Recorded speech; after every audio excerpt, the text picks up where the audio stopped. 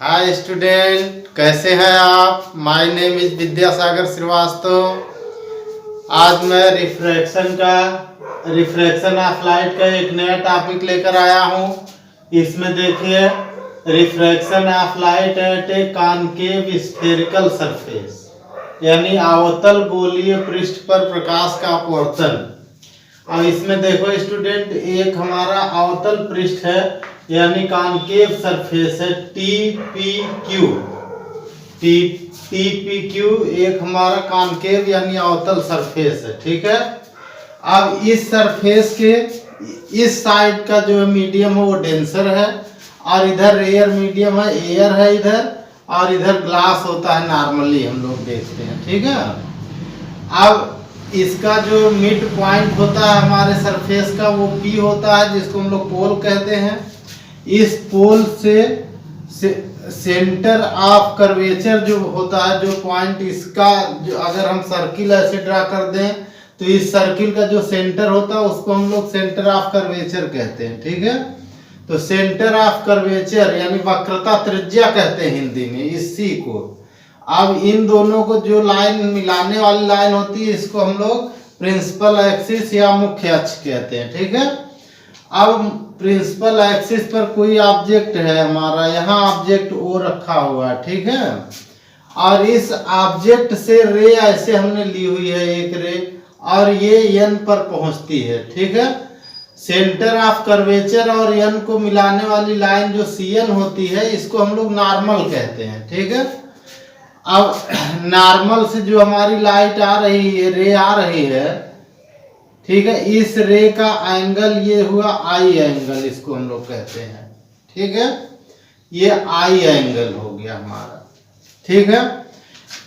दूसरा इधर देखो, जब रे जो है डेंसर में जाएगी तो नॉर्मल की ओर मुड़ेगी, यानी बेंडिंग होगी टुवर्ड्स द नॉर्मल। ठीक है। तो नॉर्मल की ओर मुड़ेगी तो थोड़ा एंगल ऊपर रे चली जाएगी। तो रे को अगर हम पीछे ले आते तो इस इमेज ओ का जो है आई पर बनता है वर्चुअल यानी आभासी इमेज। ठीक है। अब इस इमेज के लिए हमारा जो एंगल यहाँ बन रहा है आर बन रहा है, वो ये एंगल ऑफ रिफ्रैक्शन हुआ यानी अपवर्तन कोण हुआ। ठीक। और यहाँ आई जो है ये आपतन कोण है।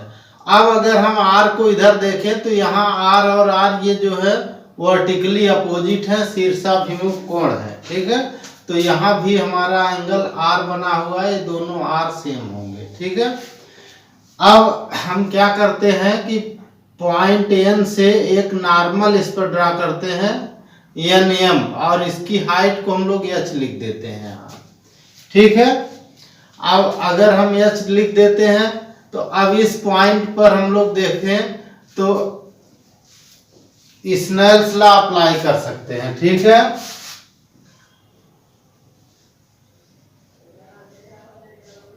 By Snell's law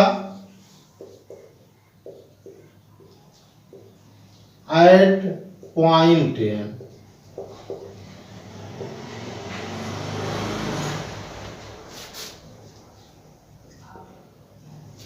by Snell's law at point N. ठीक है। पॉइंट एन पर अगर हम स्नेल्स लॉ अप्लाई कर दें तो हम लोग लिखते हैं sine i upon sine r is equal to n2 upon n1 लिखते हैं। ठीक है। अब अगर हम लोग वो रूल ले लें जो थीटा वाला रूल हमारा है, कौन सा rule, sine theta tends to theta, ये रूल हम लगा दें इफ। ठीक है। यानी अगर हमारा जो थीटा है बहुत छोटा है तो हम साइन थीटा को थीटा ले सकते हैं। इस कंडीशन में हम इसको देख सकते हैं, ऊपर जो हमारा एंगल है i upon r is equal to हो जाएगा n2 अपॉन n1। ठीक है। इससे एक रिलेशन बना हमारा रिलेशन क्या बना, n1 i is equal to n2 r बना। ये होगा हमारा equation number first. n1 i is equal to N2R हो गया। ये हमारा हुआ रिलेशन नंबर फर्स्ट। अब देखो स्टूडेंट, हमने यहाँ पे I और R की वैल्यू लिखी है। I और R को हम अल्फा बीटा गामा के टर्म में ले लेंगे। हमने यहाँ का एंगल अल्फा ले लिया, लेट कर लिया, यहाँ का बीटा और यहाँ का गामा लेट कर लिया है। ठीक है, तो जो हमने एंगल लेट कर लिया है अल्फा बीटा गामा, ये लेट किया हुआ एंगल है, तो हम इन्हीं को देखेंगे। अब देखिए, इन द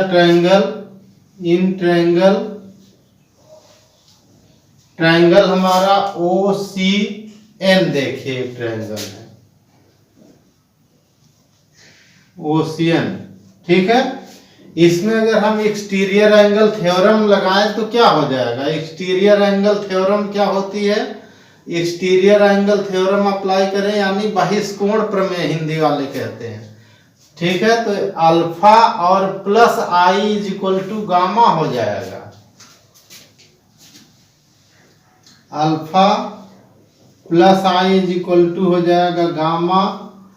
इससे गामा I की वैल्यू निकल आई गामा माइनस अल्फा। ये इक्वेशन नंबर 2 हुआ। ठीक है, वैसे ही हम एक और ट्रायंगल ले लें, ICN ले लें और सेम थ्योरी अप्लाई कर लें।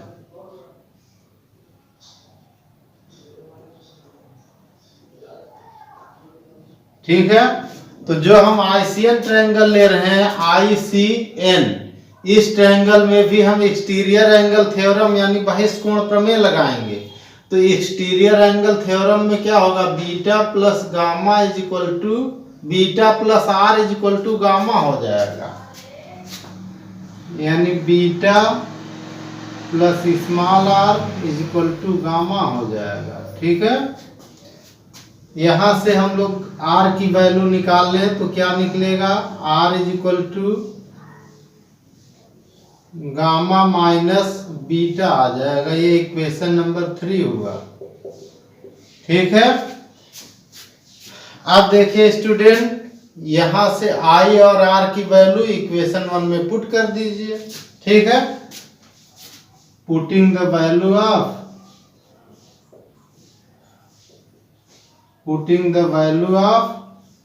I and R, value of I and R in equation 1। ठीक, इक्वेशन 1 में I और R की वैल्यू पुट करिए तो देखिए क्या रिजल्ट आपको मिलेगा स्टूडेंट। रिजल्ट यहाँ मिलेगा N1 और I की वैल्यू गामा माइनस अल्फा हुई, ठीक, इज इक्वल टू N2 हो गया और R की वैल्यू हो गई गामा माइनस बीटा हुई। ठीक, अब देखो स्टूडेंट, इसमें ब्रैकेट ओपन कर दो। ब्रैकेट ओपन करने पर देखो क्या आ जाएगा?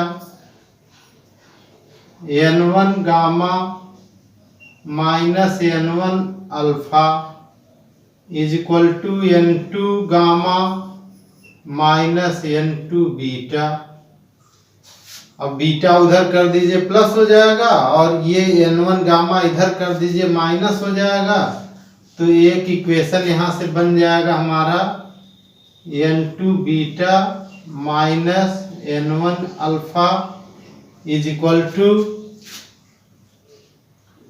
N2 gamma minus N1 gamma.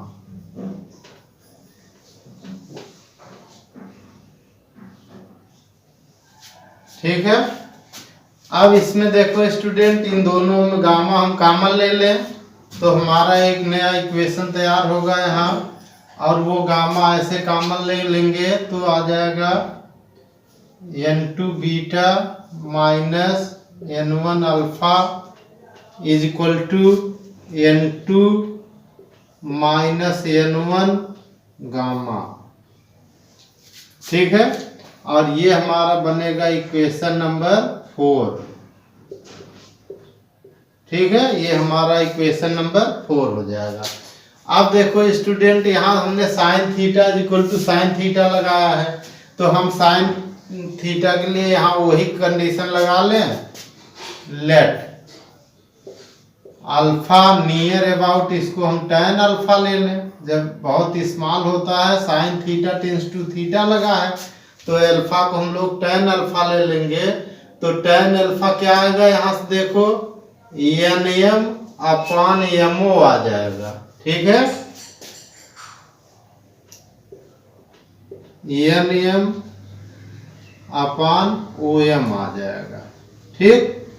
अच्छा OM, अब देखो स्टूडेंट, अगर अपर्चर हमारा ये छोटा है तभी ये theta is equal to tan theta या theta is equal to sine theta use हो रहा है। तो हम इसमें क्या कर सकते हैं कि हम OM को नियर अबाउट OP लिख सकते हैं, ठीक है। तो यहाँ पर हम लोग नियर अबाउट का ऐसे साइन लगाएंगे, तो ये हो जाएगा हमारा, ऊपर तो MN है, MN को हमने H लिख दिया है, तो NM अभी लिखेंगे, NM लिखे हैं, और नीचे का हमारा OM है, OM को हमने बदल कर क्या रख दिया, OP रख दिया। तो जैसे देखो ये OM है, MP बहुत छोटा, तो डिवाइड करने में माइनर एरर होगी, उसको हम लोग नगलेक्ट मान के चलेंगे। तो हमने OP रख दिया, OM को तो OP रख दिया, ठीक है। अब इससे हमारे लिए बना अल्फा की वैल्यू यहाँ क्या बनी, देखिए MN को हमने लिखा है H, क्या लिखा है H, और OP हमारा पोल से लेफ्ट साइड में जो भी होता है वो माइनस होता है। तो पोल से जब लेफ्ट साइड का माइनस होगा तो ये आएगा OP, तो U है, देखिए यहाँ हमने डिस्टेंस लगाई यहाँ से यहाँ तक की U, तो OP हो गया माइनस का U, ठीक है। अब देखिए ऐसे ही हम लोग बीटा का कर लें, तो beta near about tan beta हो जाएगा, और tan बीटा हो जाएगा NM हो जाएगा, और हमारा हो जाएगा बीटा I है यहाँ, तो IM हो जाएगा हमारा, ठीक है। और IM को नियर अबाउट हम क्या लिख देंगे, IP लिख देंगे, तो NM upon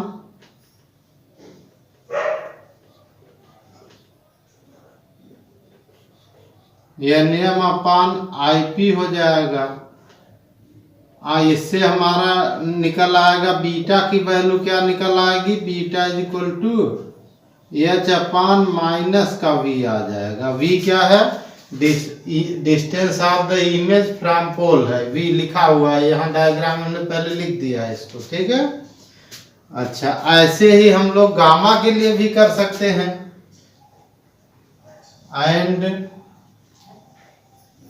gamma is gamma near about tan gamma,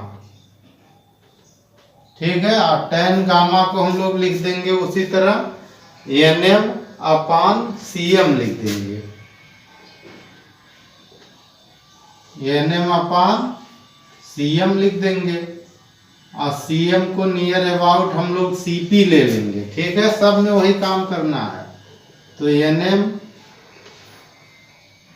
upon CP ले लेंगे, ठीक है। तो इससे गामा की जो हमें वैल्यू मिली, gamma is equal to, gamma की वैल्यू क्या है, यहाँ से NM तो H है हमारा, और ये R है, लेकिन ये भी पोल के लेफ्ट साइड में है, तो R माइनस में हो जाएगा, तो H अपॉन माइनस का R हो जाएगा, ठीक है। अब देखो स्टूडेंट, अब हम लोग क्या करेंगे, अल्फा बीटा गामा की वैल्यू इक्वेशन 4 में पुट कर देंगे, इसी इक्वेशन में पुट कर देंगे, ठीक है।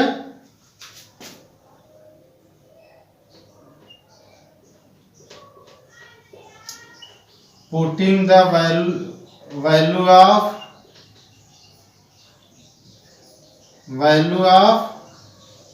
Alpha beta and gamma in equation 4,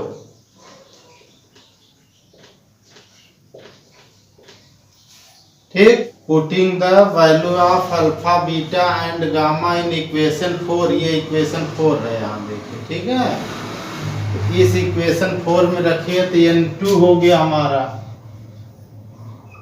beta की वैल्यू आपने क्या रखी है, h अपान माइनस वी,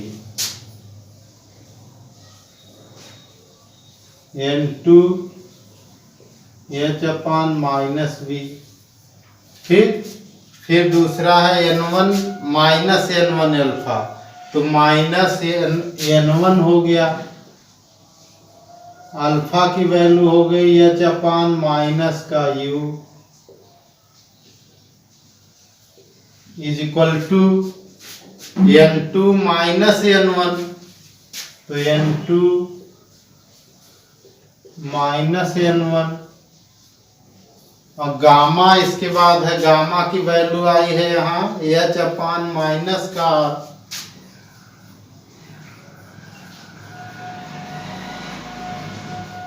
ठीक, अब देखो स्टूडेंट, इन सब में h क्या है, h हमारा कॉमन है, कैंसिल हो जाएगा।